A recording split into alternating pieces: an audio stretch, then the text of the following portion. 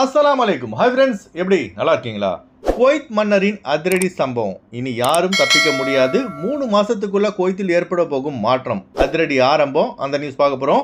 அடுத்து கார் டிரைவர்கள் எச்சரிக்கை. குவைத்தி குடிமகனுக்கே 7 ஆண்டுகள் சிறை தண்டனை விதித்து தீர்ப்பு வழங்கப்பட்டுள்ளது. அந்த நியூஸ் பார்க்க போறோம். அடுத்து 42 பேரின் மரணம். இதில் அதிகமானவர்கள் குவைத்தி இளைஞர்கள். அடுத்து ஹாதி மற்றும் ஷூன் விசா தொடர்பான மிக முக்கியமான தகவல்.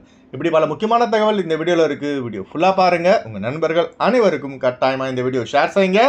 இப்போ வாங்க குவைத்துடைய மிக முக்கியமான நியூஸை பார்ப்போம். குவைத்தின் மன்னர் ஷேக் மிஷால் அல் அஹமது அல் ஜாபர் சபா அவர்களும் குவைத்தின் பட்டத்து இளவரசரான ஷேக் சபா காலித் அல் அஹமது அல் சபா அவர்களும் நேற்று பயோமெட்ரிக் ஃபிங்கர் பிரிண்ட் ப்ராசஸை எடுத்து முடித்துள்ளதாக அமீரி தீவான் அதிகாரப்பூர்வ அறிவிப்பை வெளியிட்டுள்ளது.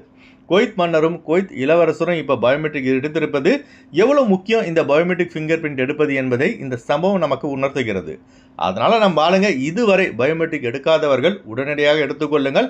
நமக்கான கடைசி டெட்லைன் பார்த்தீங்கன்னா டிசம்பர் 31 குவைத்திகளுக்கு செப்டம்பர் 30 என்பது குறிப்பிடத்தக்கது. ஏன் அடிக்கடி இது தொடர்பாக செய்திகள் மட்டும் அதிக அளவில் வருதுன்னா, குவைத் அரசு இந்த பயோமெட்ரிக் எடுப்பதில் அதிதீவிரமாக செயல்பட்டு வருகிறது என்பதை உணர்ந்துதான் குவைத் மன்னரும் இளவரசரும் இருவருமே இந்த பயோமெட்ரிக் ப்ராசஸை எடுத்து முடித்திருப்பது நமக்கெல்லாம் ஒரு எடுத்துக்காட்டு. அதனால உடனடியாக இந்த பயோமெட்ரிக்கை எடுத்துக்கொள்ளுங்கள். அடுத்த தகவல், போதைப்பொருள் தொடர்பான குற்றங்கள் அதிகரித்து வருவது குவைத்தின் எதிர்காலத்தை பெரும் அச்சத்தை ஏற்படுத்துவதாக இருக்கும் என உள்துறை அமைச்சகம் கவலை தெரிவித்துள்ளது. இது தொடர்பாக கூடுதல் அதிதீவிர நடவடிக்கைகள் எடுக்குமாறு உயரதிகாரிகளுக்கு உத்தரவும் பிறப்பிக்கப்பட்டுள்ளது. கடந்த ஆண்டு 2023 மட்டும் பார்த்தீங்கன்னா 42 பேர் இந்த போதைப் பொருளுக்கு அடிமையாகி மரணித்துள்ளதாக உள்துறை அமைச்சகத்தின் புள்ளி விவரம் தெரிவிக்கிறது.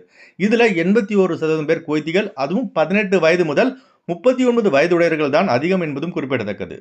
அதுபோல 2023 2666 வழக்குகள் இது தொடர்பாக பதிவாகி உள்ளது. பறிமுதல் செய்யப்பட்ட போதைப் பொருளின் மதிப்பு பார்த்தீங்கன்னா 7,40,59,219 குவைத் தினார் என்பது குறிப்பிடத்தக்கது. இதே போல குவைத் போயிட்டு இருந்தால் கடைசியில் குவைத் எதிர்காலம் பார்த்தீங்கன்னா படுகொலியில் தான் போய் விடும் என்பது சமூக ஆர்வலர்களின் கருத்தாக உள்ளது.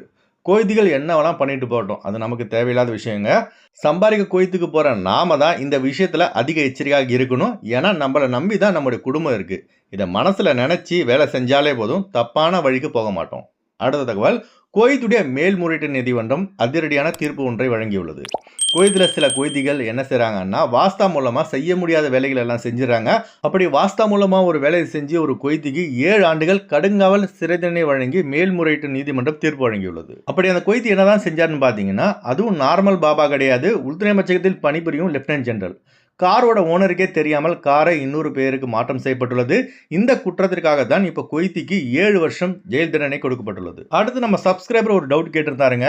புதுசாக வரும் ஷூன் விசாவுக்கும் ஹாதி விசாவுக்கும் எத்தனை மாதம் டைம் இருக்குன்னு கேட்டிருந்தாங்க. அதாவது இந்த விசா வருதுலைங்க, இதுக்கு ஷூன் விசாவை பொறுத்த வரைக்கும் பார்த்தீங்கன்னா எலக்ட்ரானிக் விசாவில் தான் வரும், அதுவும் பிடிஎஃபாக வரும். இந்த ஹாதி விசா பார்த்தீங்கன்னா இது பேப்பர் விசாவும் வரும். அதாவது ஒரிஜினல் நம்ம அனுப்பி விட்ருவாங்க குவைத்திலேருந்து. இப்போ இதுக்கு எத்தனை மாதம் டைம்னு கேட்டிருந்தாங்க. ஹாதி விசாவை பொறுத்த வரைக்கும் 4 மாதம் வரைக்கும் டைம் இருக்குது. இதுவே ஷூன் விசா பார்த்தீங்கன்னா 3 மாதம் தான் டைமு. இதுக்குள்ளே பிசிசி மெடிக்கல் ஸ்டாம்பிங் இதெல்லாம் முடிச்சுட்டு ஃப்ளைட் ஏறிடணும். அதுபோல் இந்த பிசிசிக்கு அதாவது போலீஸ் கிளியரன்ஸ் சர்டிஃபிகேட் பார்த்தீங்கன்னா 3 மாதம் தான் வேலிடிட்டி. மெடிக்கலுக்கு விசா முடிக்கிற வரைக்கும் டைம் இருக்குது. இதுதாங்க ரூல்ஸு. அதுபோல் இப்போ நிறைய கேம்கா மெடிக்கல் சென்டரில் தேவையில்லாமல் அன்ஃபிட் பண்ணுறாங்க என்ற புகார்களும் அதிக அளவில் எழுந்துள்ளதும் குறிப்பிடத்தக்கது. அடுத்து வாங்க ஃப்ளைட்டுடைய அப்டேட் பார்ப்போம்.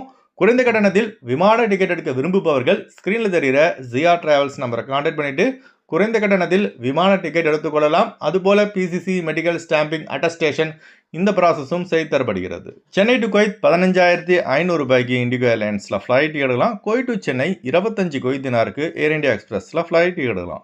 திருச்சி டு குவைத் 23,000 ரூபாய்க்கு ஸ்ரீலங்கன் ஏர்லைன்ஸில் ஃப்ளைட் எடுக்கலாம். குவைத் டு திருச்சி 31 குவைத் தினாருக்கு இண்டிகோ ஏர்லைன்ஸில் ஃப்ளைட் எடுக்கலாம். திருவனந்தபுரம் டு குவைத் 19,300 ரூபாய்க்கு இண்டிகோ ஏர்லைன்ஸில் ஃப்ளைட் எடுக்கலாம். குவைத் டு திருவனந்தபுரம் 32 குவைத் தினாருக்கு ஏர் இண்டியா எக்ஸ்பிரஸில் ஃப்ளைட் எடுக்கலாம். கொச்சின் டு குவைத் 15,500 ரூபாய்க்கு இண்டிகோ ஏர்லைன்ஸில் ஃப்ளைட் எடுக்கலாம். குவைத் டு கொச்சின் 21 குவைத் தினாருக்கு ஏர் இண்டியா எக்ஸ்பிரஸில் ஃப்ளைட் எடுக்கலாம். கோயம்புத்தூர் டு குவைத் 16,800 ரூபாய்க்கு இண்டிகோ ஏர்லைன்ஸில் ஃப்ளைட் எடுக்கலாம். குவைத் டு கோயம்புத்தூர் 30 குவைத் தினாருக்கு இண்டிகோ ஏர்லைன்ஸில் ஃப்ளைட் எடுக்கலாம்.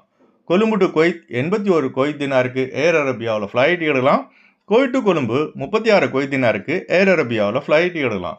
அடுத்து வாங்க குவைத்துடைய தினார் ரேட் பார்ப்போம். ஒரு தினார் குவைத் இந்தியாவின் மதிப்பு 274 ரூபாய் 50 பைசாவாக உள்ளது. ஒரு தினார் குவைத் இலங்கையின் மதிப்பு $983 உள்ளது. இப்போ நான் சொன்னது வந்து குவைத்துடைய அல்முலா ரேட்டுங்க. அடுத்து குவைத்துடைய கோல்ட் ரேட் பார்ப்போம்.